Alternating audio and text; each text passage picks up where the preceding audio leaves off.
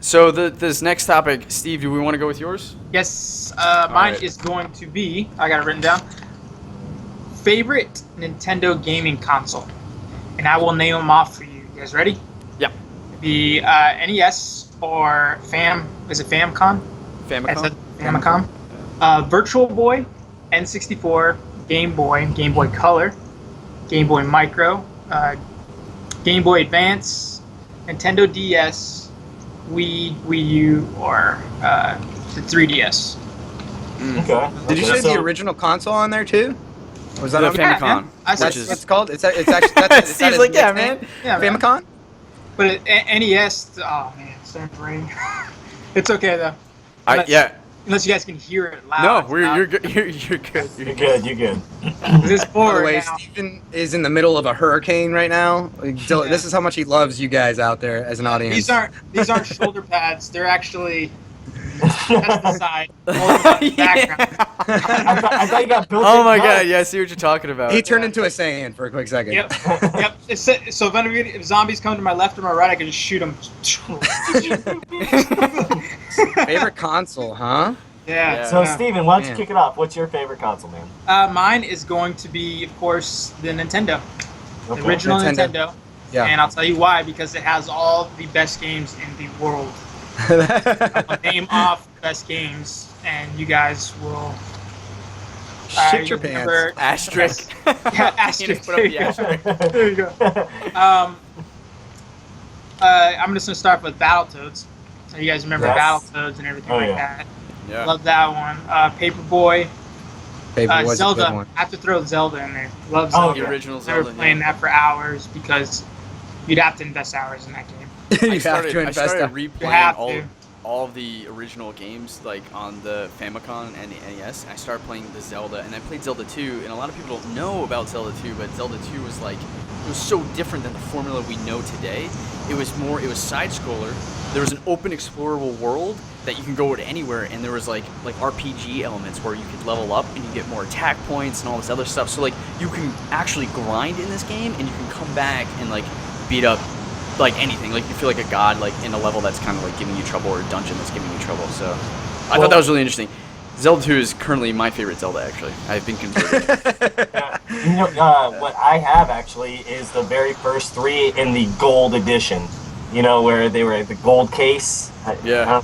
Yeah, I have all those still at my house. Wow, that's got to be worth something. Yeah, probably, but it's like sitting up in a box in an attic, and my mom, trying to get through that. That'd be ridiculous. But Yeah. I'll eventually go So through all that with me. Hey, Clay, is that like, how are you playing those right now? Or you actually have the system? Yes. I actually my have the God. system, and I'm playing. That's awesome.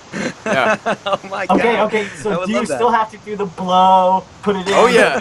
Oh yeah. You gotta blow through it, put it in. I'm done. I feel terrible. Steve, I cut you off. So keep going with why you really like Famicom. Hey, no problem at all, man. I'm brought to you by Storm here. It's a big one. I don't know. But all that. I'm gonna throw a curveball here. Punch Out. Remember we loved Punch Out. Oh yeah, I remember Punch Out. So good. Action game. Yes, love Punch Out. Excite Bike. Can you guys hear the rain? I can hear the rain Yes, now. we can. Yeah, So I can- loud. All right. It's a hurricane, I told you. Yes, Ninja Gaiden. I'm not Yeah, saying that I right. love that. Yeah. Ninja Gaiden, good game, I don't know. Like I said, hands down the best console because it's one of the first ones. It's not. The very first one that they came out with was actually called Color TV Game, I think it was called, and it was just Pong. People would just call it Pong now. So it's around.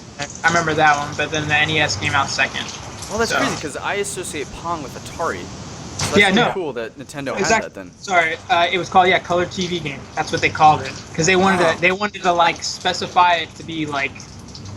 They wanted to give it a name, but like the thing is that I think they overdid it. They should have just called it like Pong or something, or like Something a little more simple. something similar. Yeah. But it's called Color TV Game. Then it came out with the Famicom and NES in That's '85. crazy. You know what I mean, so Yeah. Well, But, yeah. I'm definitely torn. I'm torn between the 64 and the Super Nintendo, but I think I have to lean towards the Super Nintendo. only because I played it so much. And when it first came out, I thought that the graphics that was it. You couldn't get anything better.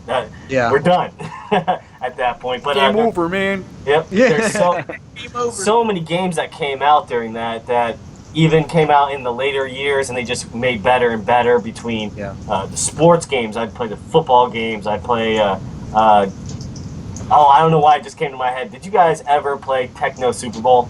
Yes. Oh, yeah. Oh, wait. Explain this. Explain this. That sounds cool. Techno Super Bowl was a football game actually for the original NES, and they made a few of them. Think of like the original Madden. That's what it was. And that was very competitive times. But definitely the Super Nintendo, just because I had so many games and it was like the beginning. Even though I had a Nintendo, I really got into gaming with the Super Nintendo. I got you. Mortal Kombat and all that other stuff. So I'm gonna go with that. I second your vote for Super Nintendo. So I'm going to piggyback on Ian's answer here. And for much of the same reasons and some of the different ones too, Super Nintendo was the very first actual like home video game console. Like I mentioned, my very first Nintendo product really was the Game Boy, and I played those. My first game was Mario 3. But the first thing I actually like classic video game console that you hooked up to your TV was the Super Nintendo. And at the time, I had the Game Boy and I had the Game Gear. And my dad, was like, "What do you want for Christmas?" You have these like handheld, but wouldn't you want something that's a little bit more like it's got more power? Don't you want like the Nintendo, the Super Nintendo, or like the the Sega Genesis? I was like, "No, I'm okay." And eventually, like after a couple of weeks, I'm like, "Okay, let's do Super Nintendo. That sounds good." Because I'm over at my neighbor's house playing Street Fighter all day, so yeah, I like my own. And so for that Christmas, I got the Super Nintendo, I got Street Fighter, and I got, if you guys remember, Super Mario All Stars. And that had Super Mario World, Mario 3, Mario 2, Mario 1. And a lot of people don't realize, too, Mario 2 was a different game, and they slapped the Mario wallpaper on there. That's why you have, Peach, flying around, and Luigi swimming. And that game was just so unique that, and it's just ingrained in my head, this whole Christmas break, I'm playing all these Mario games, I'm playing Street Fighter, and I'm, I'm, just grinding my teeth on this stuff, and I'm loving every moment of it, learning of the fighting game and this awesome platformer in Super Mario World. I'll never forget that. That was one of my favorite Christmases to date. And so Super Nintendo's got a special place in my heart because of that, but also because of all the great games that I ended up going to Blockbuster and getting, Star Wars and Unicycles and what else? Mortal Kombat 2, Mortal Kombat 3. Man, there's just so many other great Death and Return of Superman and Spider-Man, Venom, Maximum Carnage, and all these great games that I played. And part of it too is because at the time, Super Nintendo, a lot of people think that the N64 is great because there's a lot of nostalgia associated, because at the time it was the first 3D console really, and so that was new and exciting for people. And at the time it felt great. But if you go back and you play it, you realize that this was a new medium. This whole 3D thing was just a new adventure for people. I want you to stop talking. And so you are disrespecting my favorite console. I'm not I'm just saying a lot of people have fond memories because it was new. Terrible it was compared to my Super Nintendo. And you go back and it was just new stuff, so they're venturing out, and Super Nintendo represents the pinnacle of side-scrolling 2D graphics. You go back and play those games now, and a lot of them are just classics, and they're solid because they've had decades to kind of rev on it. Yeah. So, yeah. I'm gonna go piggyback off of your back, which is piggybacked on Ian's back, and say that I actually didn't get the experience that you guys did with the Super Nintendo. I never got to play it. I don't know what that was like. I don't know anything about it, to be honest. So I really can't compare it in that Nintendo realm of best console for me personally. I am going to say, though, that I have two that are really competing right now for me personally. Like you said, Clay, Nintendo 64, had a lot of hype. For me, too, it had a lot of hype. And it had a lot of hype for a lot of reason, which I'm not going to go into because that might happen tomorrow or the next day, and you'll hear about why exactly. Future topic. Exactly. But the other one that was battling with the Nintendo 64 for me personally was the Wii. I sat out all night for the Wii when it came out back in college, and the Wii for me was a whole new dynamic to gaming. I got to use a controller now that was motion censored, and I am an active person, a physical person, and that was very awesome for me in my gaming experience.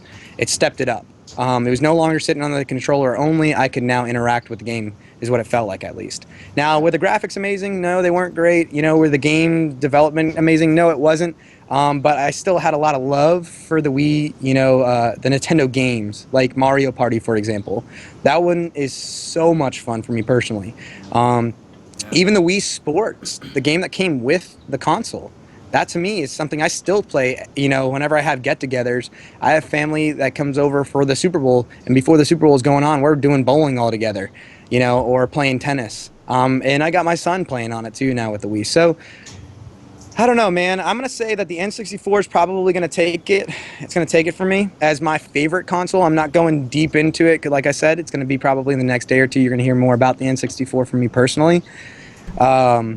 But if I wasn't able to choose that and I can go into more depth, I would say the Wii. And the Wii is specifically because it changed the entire flow for me for gaming, that now the Xbox on and the PlayStation's on too as well. And that's the motion control. And I like it, and that for me is awesome.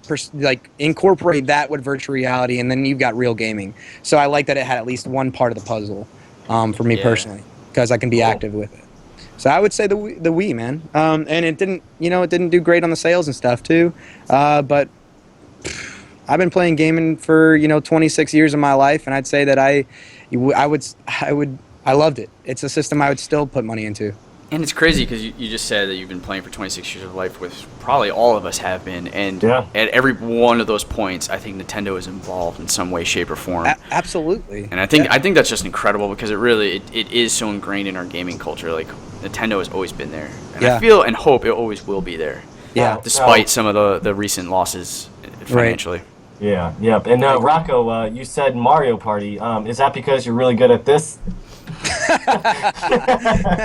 The old waggle. That one only happened to be like 6 different moves you had to do in Mario. Yeah, I know. we were talking about last week, I believe it was, awkward situations in the movie theaters. But talk about awkward situations in gaming experiences with your parents. And you gotta do Mario Party, where now all of a sudden it's who can do it the fastest. Tom beats you. You're like, I'm done. I'm done. I blew up that balloon. Yeah. I still stand at Super Nintendo, and we were talking about Punch-Out, and then Super Punch-Out was another great game. And we were talking about this earlier, but for those who missed it, like I'll kind of repeat this. Like, I asked the question, why is Super Punch-Out such a great game? And I've talked about this with other people in the game industry, but like, that game is so solid in its communication to the player. Those different AI opponents that you face are so unique, and so they're so memorable rather. That they also have this tell right before they do their special move, which really helps as a player. Like, you're kind of boxing against him. You're like, oh, he's winding up. I gotta move. I gotta, like, on the third one, I gotta, like, dodge, and then I can, like, do my thing. And so it's just, again, another example of Nintendo making, like, a solid product of, like, communicating to the player and showing these patterns that you have to recognize and follow. And it just makes you feel smarter, makes you feel like you're gaming the system, makes you feel like a good player.